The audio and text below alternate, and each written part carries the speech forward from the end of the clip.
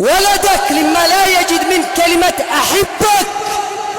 بعض الآباء قاسي، بعض الآباء جلف،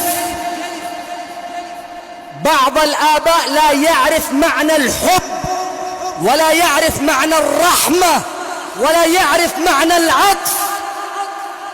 والله العظيم أن بعض الأبناء يقول أنا عمري ما أعرف أبي قال لي يوم أحبك. إيش تشتي من هذا الطفل أن يكون؟ بعض الأبناء يقول أنا عمري من يوم ما أعرف نفسي ما قد حضرنا أبي. طبيعي أن ينحرف الطفل.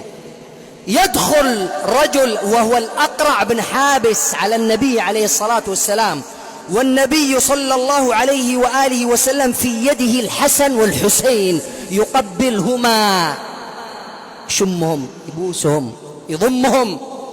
فيستغرب الأقرع بن حابس ويقول أتقبلون الصبية؟ يعني تحبوا الصبية أنتم؟ قال نعم. أيوة.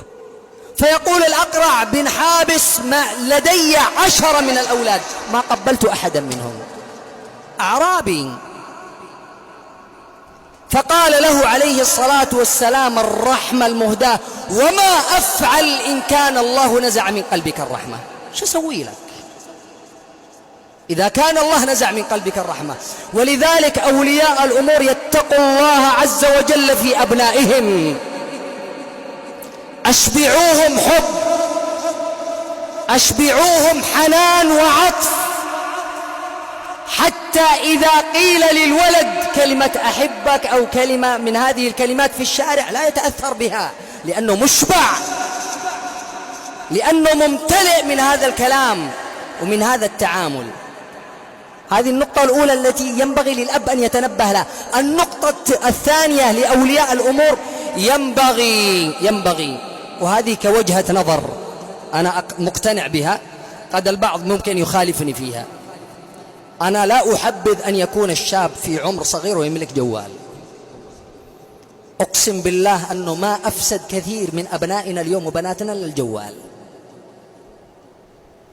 كثير من الناس السيئين اليوم، وأنتم تعرفون هذا الكلام، وأنا أحرص أن أتكلم عن شيء يعيشه الناس. كثير من الناس السيئين القذرين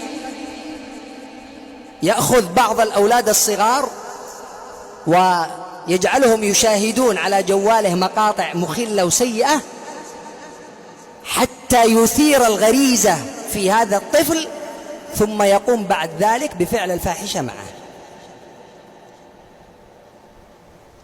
ولذلك ينبغي أنت كولي أمر أن تحفظ ولدك من هذا الجوال. ما فيش داعي ولدك يمسك جوال، ما فيش داعي عمر 14 13 12 10 سنوات يملك جوال، ما في داعي يملك جوال.